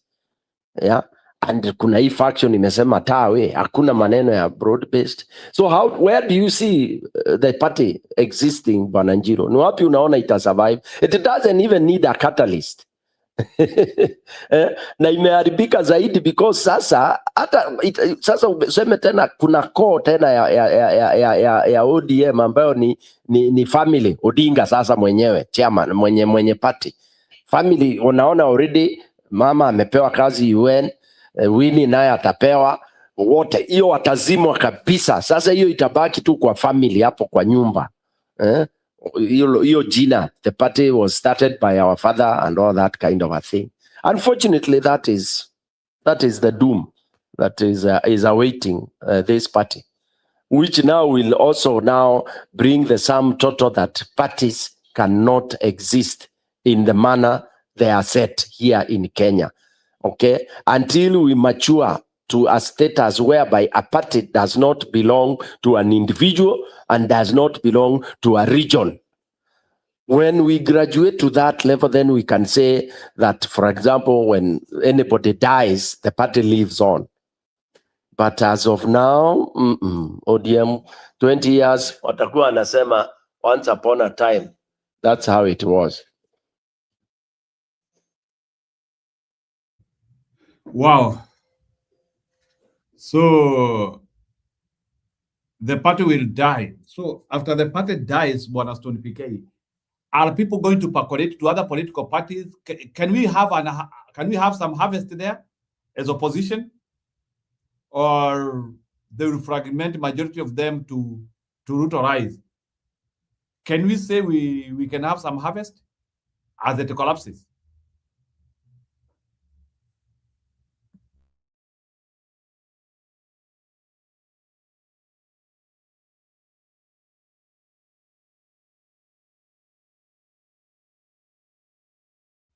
Yes, Don, I can't hear you.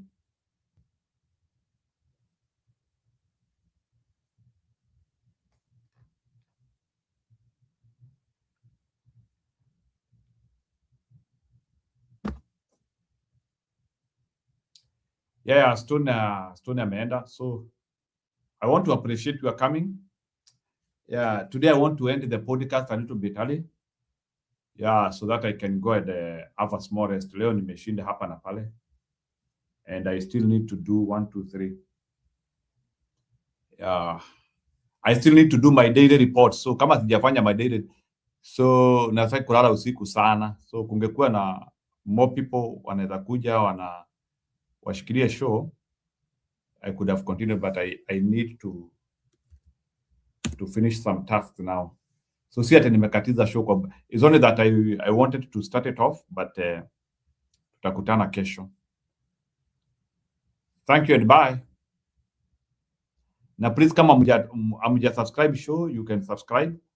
And also those who want to become members, you know the ways of becoming members. Bye.